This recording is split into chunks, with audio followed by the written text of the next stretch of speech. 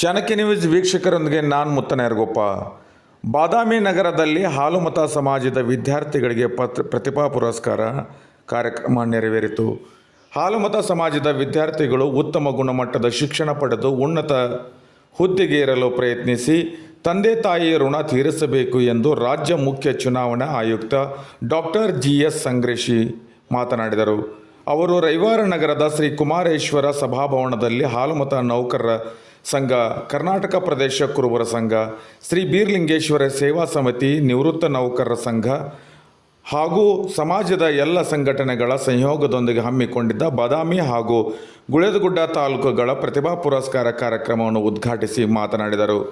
ಶಿರೂರ ಶ್ರೀ ಕನಕಬ್ರಹ್ಮ ವಿದ್ಯಾಶ್ರಮ ಶ್ರೀ ಪರಮಪೂಜ್ಯ ಚಿದಾನಂದ ಸ್ವಾಮೀಜಿ ಸಾನ್ನಿಧ್ಯ ವಹಿಸಿದ್ದರು. ಮಾಜಿ ಶಾಸಕ ಸಚಿವ BB ಚಿಮ್ಮನಕಟ್ಟಿ ಗಣ ಉಪಸ್ಥಿತರಿದ್ದರು.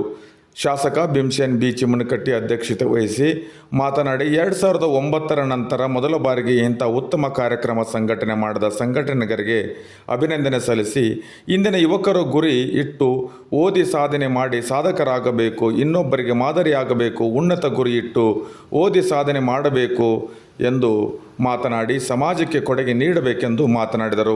ಅನುಭವ ಮತ್ತು ಸಮಯ ಮರಳಿಬಾರದು.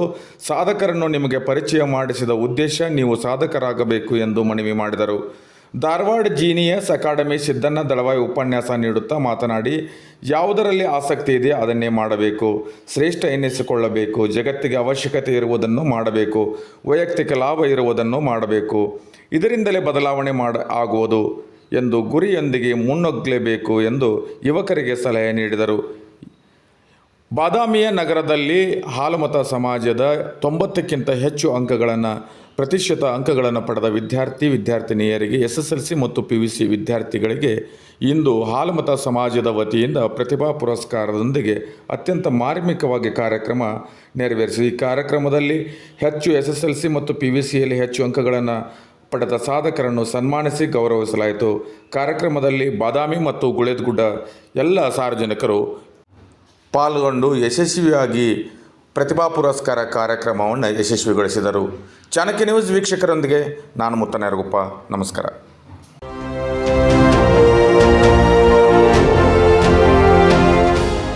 ಚಾಣಕ್ಯನ ಛಲ ಜನರ ಪರ, ಸದಾ ಶುದ್ಧ ಸುದ್ದಿಗಳೊಂದಿಗೆ ನಿಮ್ಮ ಚಾಣಕ್ಯ ನ್ಯೂಸ್.